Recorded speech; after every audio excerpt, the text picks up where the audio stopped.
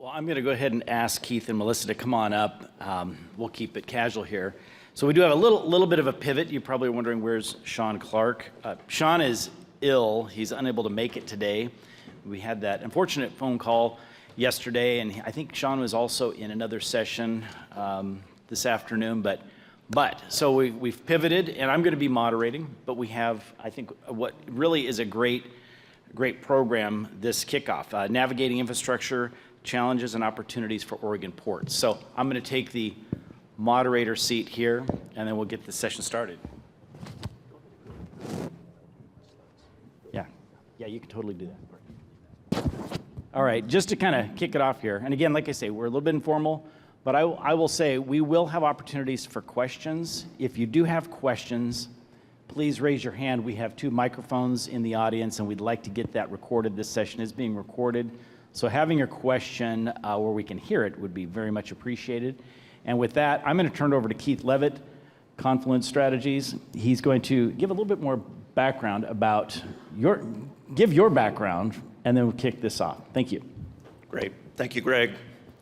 All right, Keith Leavitt, and I'm a port geek of 30 years, and I've worked at Business Oregon Economic Development Department years ago in the 90s. I'm really dating myself. I had a little surgical thing going on. I really appreciate being up on the screen, so thanks, Gregg, for that. Don't worry about the scarring going on there. It's all good. But I just, 1 year ago at this time, I finished up 25 years at the Port of Portland and spent the last 13 of those years as the Chief Commercial Officer and Chief Trade and Economic Development Officer. And I also very much enjoy being on the Business Oregon Commission for 8 years very recently. So really happy to be here, and I'm going to talk at a pretty macro level about what's happening with ports, and I think it'll segue well to Melissa talking about a transformational infrastructure project happening in Coos Bay. So I'm going to just give you a sense for where a lot of ports are, what they're experiencing with the incredible change that we're dealing with. I'm going to talk about changing federal policy, the importance of trade to Oregon, and then industrial land. And industrial land is infrastructure. I'm just going to put that out there. All right, U.S. policy. So those of you that follow this, you hear the term industrial policy, and that's really, code for we're going to reshore as much manufacturing as we possibly can.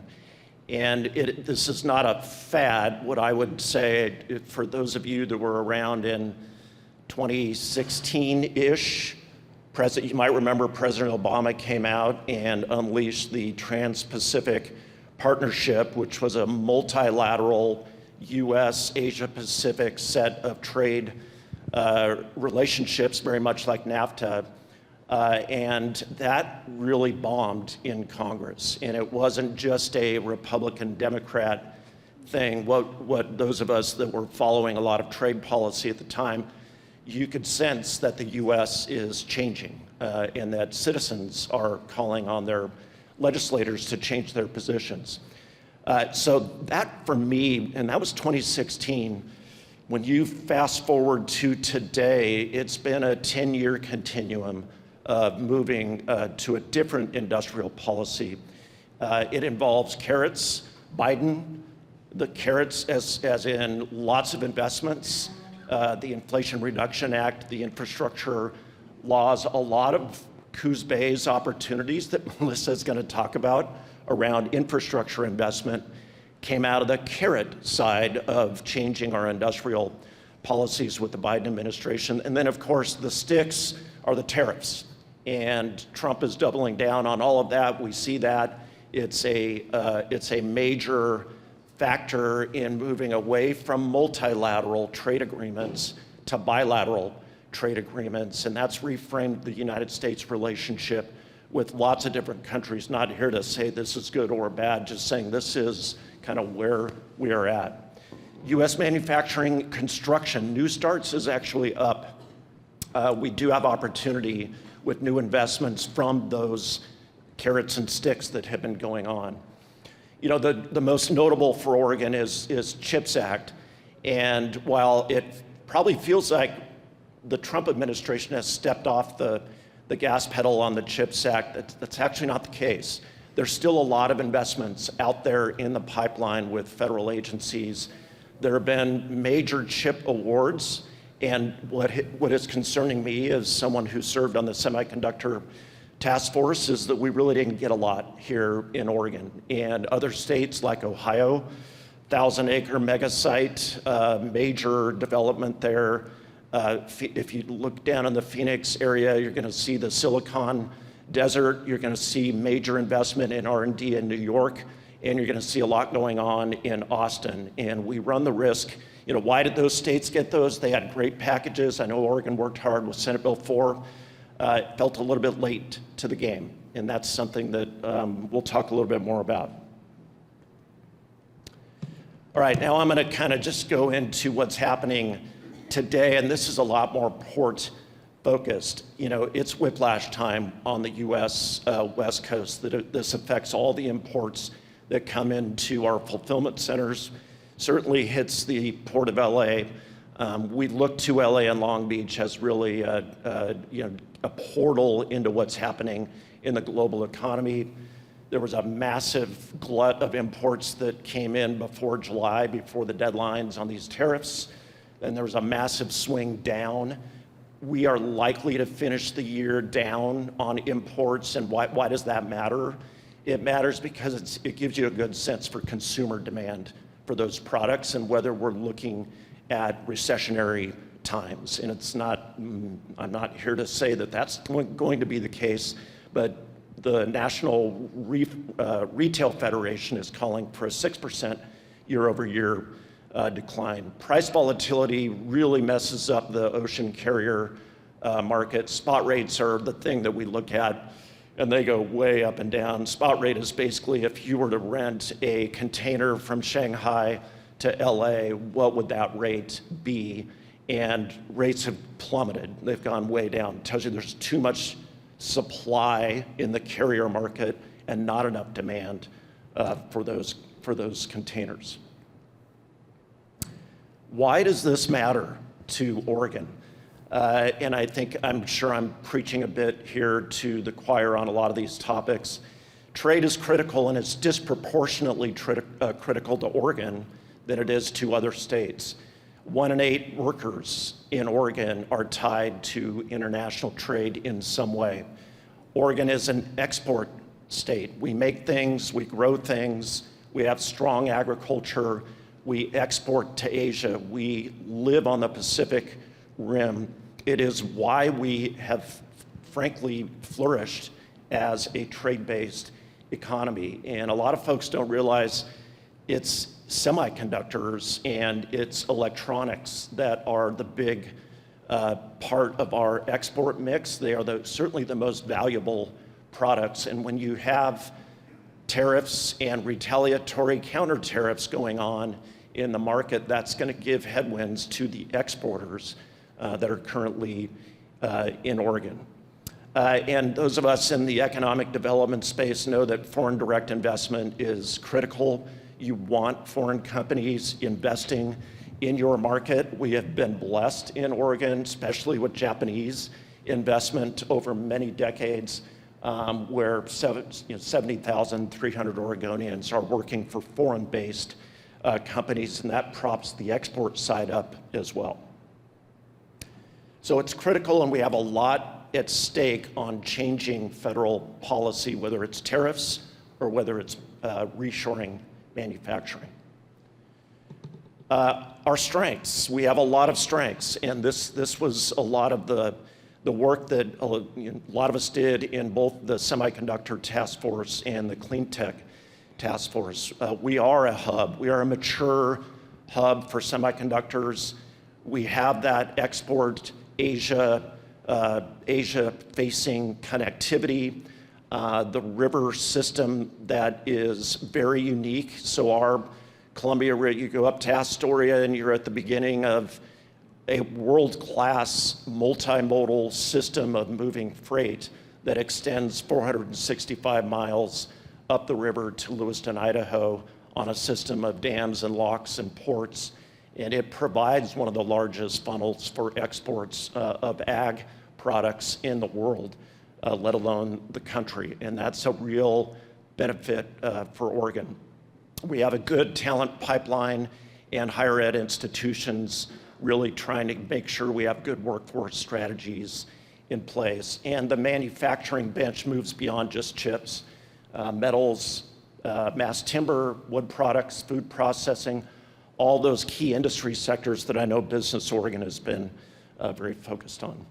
But, and this is probably this is my last slide, I'm geeky about industrial land. I'm a port geek, but I'm also an industrial land geek. And industrial land, I think, again, probably preaching a bit to the choir here, we're at a real, I'll call it a crisis moment for industrial land. It's never been worse in my 30 years, and I've done a lot of development on behalf of the Port of Portland of large industrial sites. The tools that we have to drive industrial development are dated.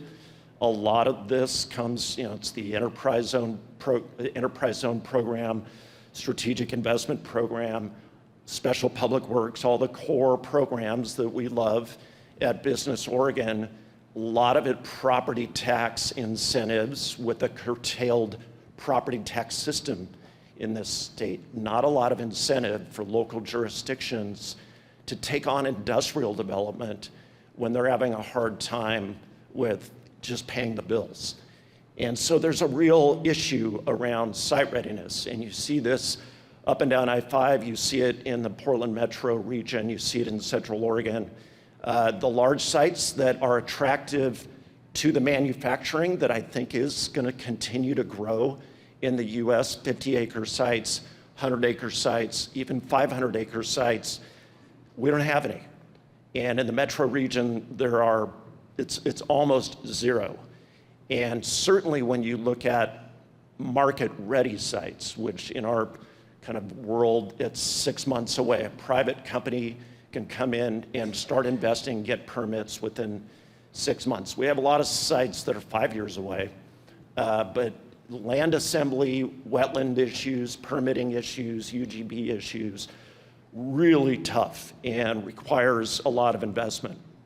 One of the issues about Oregon, I think we all know this, we have about a 1.5-legged stool. We're all income tax focused to fund government. Property taxes is curtailed by ballot measures. And so again, the incentive for local government is not real high. The incentive for state government should be higher because the jobs that come from industrial development goes really to the state general fund.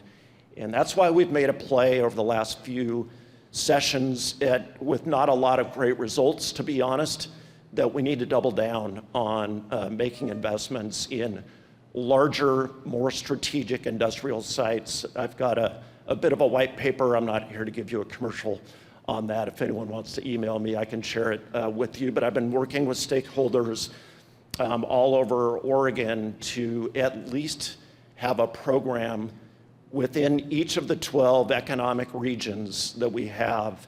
We should have a process to identify strategic sites, come up with 5 top priority sites, and those sites gain access to site readiness funds from the legislature. And that's what I'll pitch you all to join me and others in working on. And I'm gonna stop there because I know Melissa's got a lot of really good stuff to share. Great, thank you, Keith. Melissa, you're welcome to stay there. You can come to the podium. Melissa Cribbins is the Executive Director of the Pacific Coast Intermodal Port Project. She's gonna share a little bit about that project, and then we'll jump into some questions. So with that, thank you. And give us a little bit more about your background. Thanks, Greg. Thank you for having me this morning. I always enjoy listening to Keith talk, and as Greg mentioned, I am the Executive Director of the Pacific Coast Intermodal Port Project. More importantly, I'm a longtime resident of Oregon. Have lived there except for when I went to college, and And I always find myself coming back to Oregon. That's why, when people say that they're going to leave or all that, I think you'll be back. There's something about Oregon that keeps us here. There's something about it that we love, and it's a very important place for me and for my family. We've lived here for a long time. I spent 10 years as a Coos County Commissioner. Before that, I was in-house legal counsel for the Coquille Tribe. And now I'm working on this project, which I think is just so critical, not only for the South Coast, but for Oregon generally, and for the West Coast. Keith talked about imports, and it's true, but the consumer appetite in the US is not going away. So I will use this as a chance to tell you a little bit more about our project. But this project specifically is just a really good manifestation of a lot of what Keith was talking about. In case you haven't been following it, this Pacific Coast Intermodal Port project would create a discretionary freight gateway on the West Coast. It has 2 berths for ships up to 13,000 TEUs. They've had to break me of trying to figure out a different way to put that, because I hate any sort of random acronym that we don't normally use when we're measuring things. But unfortunately, TEUs, I am told, is the right unit for that. It's a 99% ship-to-rail project, so it will not increase traffic on our coastal highways, which is really critical. For anyone who drove 101 to get here, which I know I did, it turns out there's already plenty of traffic there. There's a lot of Sprinter vans. I don't know if anybody else saw one, but a very, very popular mode of transport these days, from what I can tell. They take up all of the side parking spots where you can view the ocean, and they do not want any more competition. This project has been popular with the White House, with both administrations, which we're glad to see. And that's one of the points that I want to make sure that I say today, if I say nothing else, which is infrastructure should be a nonpartisan issue. It has to be a nonpartisan issue. The moment we make it partisan, we lose sight of what we're trying to do. And we all need those investments. It's not only Democrat cars that hit potholes, it's not only Republican cars that suffer when the bridge is out. We have to be able to work together to fix those issues. And we have over $190 million of state and federal funding already committed to this project. Gosh, talk about burying the lead. I should have put that on the top. This would create a new container terminal and rail yard. Currently, this is the design schematic for it. I know it's really busy. I'm sorry. I'm sure I have a better design for it somewhere. I added this slide last night after dinner, so we're all just as excited to see it here. I'm like, oh, look, there it is. Anyway, this is the design of how it would be set up. We are at about 10% design and permitting right now on that portion of the project. This is the funding table. Obviously, I used to work with a man who was really, really bright, and I was so inspired by him. And he used to always say, Melissa, you can't focus on the cost of the project. You have to figure out what you need, and from there, you figure out how you're going to get that funding to make it happen. And I always thought that was brilliant, and it was so inspired. Unfortunately, I can never get out of the weeds for where are we going to get the money, and how are the pieces going to come in. But if you ever need to be inspired, think of that when you're doing a project. Initially, we have gotten loans from grants from CRISI and Infra and rail crossing elimination to do part of the permitting and design work. There's also a substantial private match on that. Infra has a $25 million private match, and CRISI has a $20 million private match. We also got a rail crossing elimination planning and permitting grant, which is for Reedsport for Highway 38, because that is a critical access route. And the channel modification portion, the state, we received funding for $40 million for the initial design and permitting, which is at about 95% right now, and another $100 million to go towards the $550 million that's needed for the actual channel modification construction. The project schedule, which I updated, but clearly not enough last night, because I think that's a really ambitious project schedule. We really see this as being closer to a 5-year timeline, which is still ambitious, as you all know. I'm not telling any secrets to this crowd. All right, this is just quickly, we get a lot of questions about, what will this do environmentally? This is a ship-to-rail project. We are looking at green energy, renewable energy options, and having conversations with developers that are interested in putting in additional renewable energy capacity on the South Coast in order to feed this project. The energy estimate is 30 megawatts. And I know I have some Odo people here, but for the rest of you that aren't paying attention to what the transmission grid does down in our area, it's not redundant through Coos and Curry County. It doesn't tie into Northern California. So we do realize that electricity will be a significant investment for this project. We're also doing some early eelgrass studies and inventories to determine the behavior of eelgrass and the way that it migrates. We have not started NEPA yet. Let me see if I have a slide on that. No, we have not started NEPA yet. That's a question we often get. We are waiting because this project is a connected action and design and permitting is pretty advanced on the channel, but not on the rest of the rail and terminal. NEPA will start after those portions have moved up to about 40%. We anticipate it probably in the second quarter of 2026. Another question we get a lot, of course, locally and from the trade unions is about what will the economic impact of this project be? Because infrastructure is lovely and we all love it, but it does need to create jobs or preserve jobs or help our economy. This project will create 2,500 direct jobs during construction, and it will have up to 8,000 direct and indirect jobs overall. We've done an estimate on the taxes that it will generate, and the estimate is that it will create $50 million of new personal and corporate revenues to the state annually. I just added this in because I thought there might be some people that were interested in what was going to happen with the rail. Anybody who has a coastal railroad or who has operated a coastal railroad or even taken their senior pictures on a coastal railroad knows that it's old infrastructure. We can tell kids, you can't be on those rail lines, but if that train is going 30 miles an hour, they know they can get off that rail line before the train gets to them. So there's a lot of investment that will have to happen in order to upgrade the rail enough to carry double-stack train cars, as well as investment in all the rail tunnels and all the water crossings. And of course, I should mention, just because I'm not just me, Keith gets to go too. We're going to see the city of Eugene tomorrow, and so there's also a lot of discussion about quiet zones for anyone who's from that area, listening and understand that minimal impact to the communities is necessary. All right, that's the end of mine. Thank you. Thank you. So with that,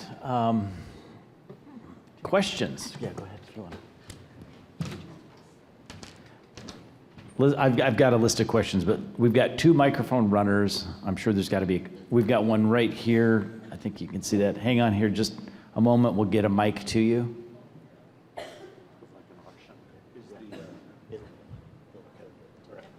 Good morning, Rich Rodriguez, Business Oregon. I have 2 questions. One is directed to and I forget your name. Yes. Any thoughts on updating the statutes in Oregon to allow inland ports as economic development drivers? And I'll just put my second question out there to our inlet, our Coos Bay here.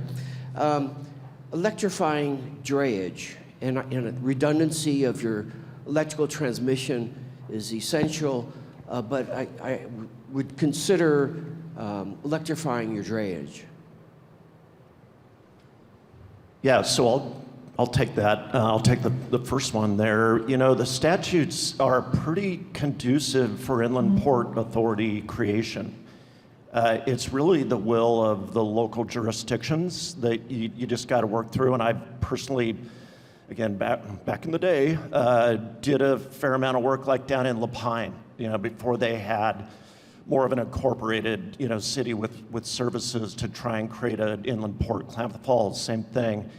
The last port that we created in Oregon was Boardman, and that was a remarkable success. And I would say it's not that hard to create a port authority. It's a lot like any other special district, but it is going to require the voters and the legislature to get on board with it. But they're great. Ports are great tools for economic development if they are properly funded. And I will say, I appreciate your point. It's interesting. I've spent 10 years on the Energy Trust Board, right around there anyway. And I followed the offshore wind conversation very closely when it was happening down on the South Coast. It was just fascinating, even from just an infrastructure point of view of what it would have done and what it would have required. I would say on the South Coast, we are a decade behind in talking about energy and energy infrastructure. And it's really a conversation that needs to be advanced and has to happen. There have to be investments made. We have to look harder at the transmission grid. Additional questions? Right here, where did we go? We got one coming right behind you, microphone. Getting a workout. Thank you. Good morning. I'm Leanne Thompson. I'm a Clatsop County Commissioner, so welcome to Seaside. We're just so glad you're here. This is a general question. Having operated in the political domain for a while, I know that I am sometimes accused of being corrupt because I ask questions about where does the money come from to support the services, the programs, the social causes that we're committed to. I want to know what you can help me do to change the conversation to be more about how do we achieve an economy that works for everybody and less on specific ideological language that can limit our effectiveness in addressing healing the planet and social justice, because I think we have to do both if we're going to succeed as a species. That's a wide-ranging question. I'm guilty. You're hitting on in a really critical topic.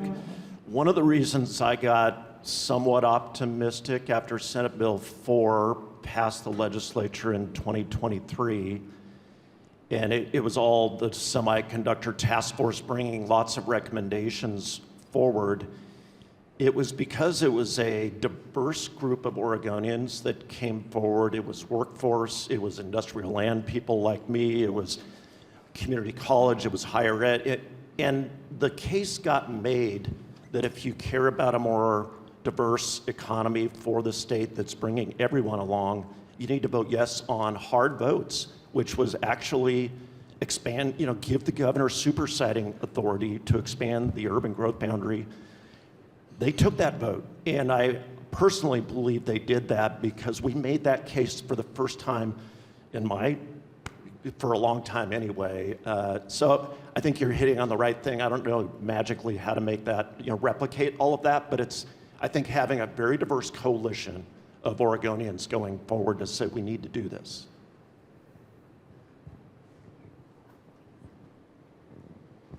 Hi, Shannon Carney with Business Oregon, and full disclosure, I do manage the Oregon CHIPS program. So, Keith, thank you. I really enjoyed your presentation, and I thought you made some really interesting comments about not only CHIPS, but also the enterprise zone, and just, the need to refine some of these tools that we put in place. I guess my specific question is, I'd love to hear more of your comments on what you think went well or didn't go well with the CHIPS fund. And you mentioned not maybe seeing as much federal investment as we would like, but just would love to hear more of your comments on that. Yeah, thank you. And I think I really believe the Senate Bill 4 and creating the state program was great and critical. I wish we would have done it 2 years before. I feel like we were a little late to the game. I mean, no one really knew that the Biden administration was going to pass the CHIPS Act.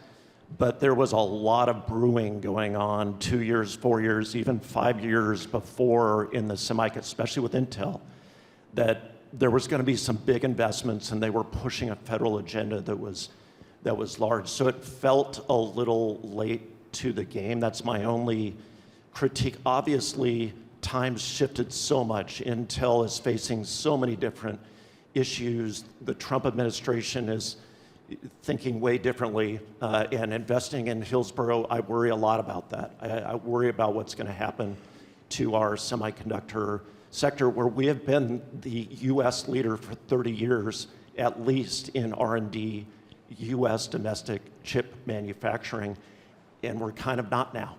And that's something I think we've all got to really kind of wake up to and respond to that. I hope that helps. That probably doesn't make you feel all that good. Great questions. Additional questions? I think right behind you there. There we go. Thanks. I didn't want you to have to walk too far.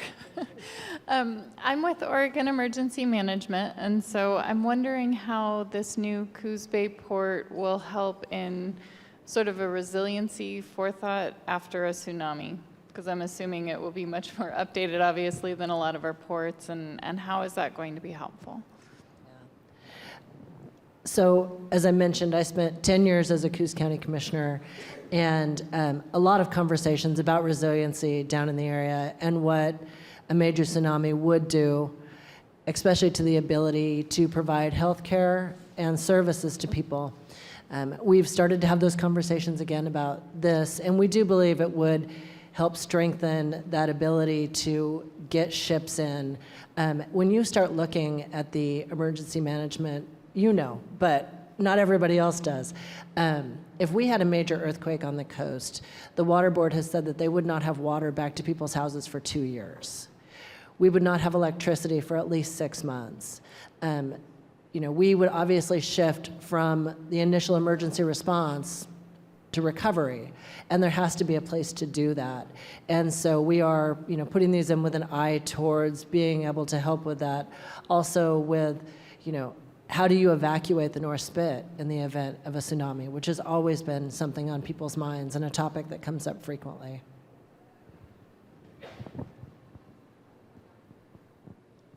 Next question. It's been really good right down the middle. We need some folks over here to the left or to the right. I'll pose a question here. We talked a little bit about public-private partnerships. Do you have some examples of what might have worked well? What are some challenges, some strengths of those kind of partnerships? Start with you, Keith. Yeah, so I had the opportunity at the Port of Portland to do one of the only pure public-private partnerships that Oregon has done, which was the light rail to PDX. It was a long time ago now, but it was very groundbreaking, and the nature of the partnership was Bechtel came in with Trammell Crow as the developer, Bechtel doing the design, build, construction of the rail line from the Gateway Center on I-205 to the airport, doing it within 2 years. There was they called it the Gang of Five, the mayor of Portland, Mayor Katz at the time, executive director of the port, ODOT, PBOT. It was just all hands on deck to take advantage of the opportunity to get that rail line built, and it was wildly successful. It was a land trade. It was basically a 99-year lease on the Cascade Station development, which is a big retail center, IKEA, all of that you see out there was all basically the port traded out land and the rights to develop the land in exchange for getting the rail line built, and it was great. And I would urge. I've been around that PPP space a lot. I love this project because it screams PP. The PSIP project screams PPP, and what that really means is the public sector is willing to offer control of an asset over a very long period of time to an investor who's bringing capital to build that asset. And there's risk involved with that, but done right, it's a way to get more capital into our infrastructure pie in Oregon and not just have publicly funded projects. Yeah, very well said. I think it's always interesting when you look at something in retrospect versus in the moment. And I'm sure Keith had other thoughts in the moment when that project was going on that he would love to talk about. I think Oregon is a different environment sometimes for people to do business in, and I see as part of my job is constantly reminding that private partner that this is Oregon, that we have a lot of values that we bring to the table and things that we believe in, and public process is one of them, a lot of public process, a lot of public comments, and opportunity for people to weigh in, and then also the fact that we want Oregon to keep being Oregon. You know, we're not interested in it. I spent 7 years on LCDC, and a lot of people don't want it to look like Idaho, where it's a very different view of land use planning. Oregon has its own unique ways of doing things, and I would say the main thing to me is having really clear expectations of what the responsibilities are for the public and the private partner, as well as over-communicating. And Keith mentioned it, but bringing everyone in and making sure that the state is a partner, the federal government is a partner, that everybody who needs to be there is there. You can't communicate too much on these things. Additional questions out? There are two things, when you look at the title of this session, challenges and opportunities for Oregon ports. What do you sense? Maybe we'll go to you, Melissa. What's the number one challenge? Let's start with the challenges. We want to end on the positive on that. No, I think that's a good idea. I think the biggest challenge that anybody sees is just the cost of infrastructure and how fast that cost is going up. One of my first leadership experiences, and I joined the Ford Leadership Program when I was what we like to call a baby lawyer, and I first moved back to Coos County. There was an opportunity, and I applied for the Ford Leadership Program, and I was accepted. And we were going to do our project, and there was a bridge at the community college, a walking bridge that had collapsed. And we thought, well, we will raise a little bit of money, and we will replace that bridge. And we talked about it among ourselves, and we thought, well, that could cost, maybe $10,000? We'll get some lumber. No. We found out from the college, they were like, no, it's going to be $150,000, and that doesn't count any permitting or anything. And we were shocked. But it was a good lesson. It was one of those real-world lessons that we all needed to learn, and probably one of the best things that happened in the leadership class was infrastructure is expensive, and it's expensive for a reason. We have to make those investments because people's safety is relying on it. Our economy relies on it. It's important that we make those investments and that our infrastructure lasts. So to me, that's one of the biggest challenges. It's just simply the cost of infrastructure and how do we buy down those costs. Anything, Keith, from the macro level? I know you're taking more of this big picture look. For ports especially, they are great industrial developers. I'll just come back to that. But if they don't have funding to support site readiness efforts, it will not happen. And so there's a real opportunity to reshore a bunch of manufacturing, and Oregon needs to get after that and compete for it. Is that the big opportunity? That is the opportunity. How about in your neck of the woods? What are the big opportunities? Is it finishing that project? Finishing that project is definitely the big opportunity. Thank you. That was a softball. Got to give you the easy one once in a while, right? I appreciate it. I'll just stick on that. I'm looking for questions. Oh, wait, we've got one. Where's our microphone? We've got one right over here at the wall. See, I can talk. We'll get you on microphone. I guess the other question I have about funding is the decision process for the funding, because really it's a priorities question. So in terms of your the port project, what do you feel is the decision sequence, and where do you see the public plays a role, and how do you see that evolving? And I'm from Eugene. Well, maybe I'll see you tomorrow night. You know, I think with any project, you go into it and you start, you know, yes, with a project this size, there's already been significant investment made in it.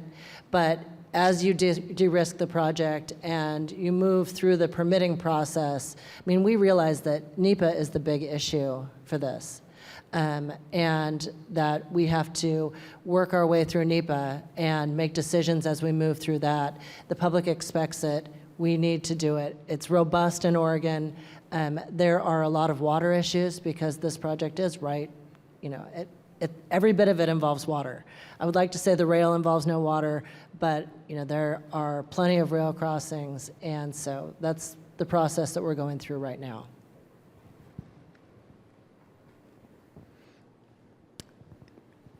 I'm going to ask a question on, you know, we've got a lot of elected leaders here, legislators, local governments. What is the message for those individuals? I'm sure you have those conversations all the time. It's part of your DNA, Keith, I'm sure, historically.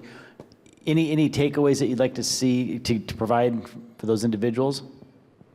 Yeah, I do think we have to think about economic development as an investment, and certainly I say that about infrastructure, but I'm just thinking about how do we compete?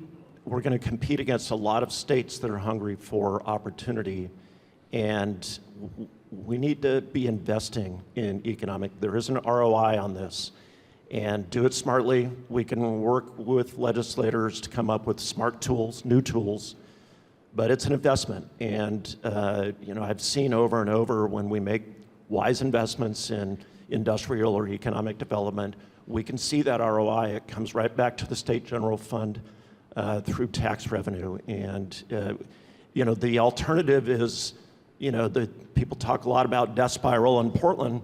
Yeah, that's kind of the alternative, and you're not going to cut your way to prosperity in this state. So we're going to have to prime the pump of the economy, and there are ways to do that. Melissa? Yeah, really well said. Infrastructure really is an investment. And I firmly believe what I said, it should be a nonpartisan issue. We really have to cut through a lot of the wrangling that goes and occurs over infrastructure investments.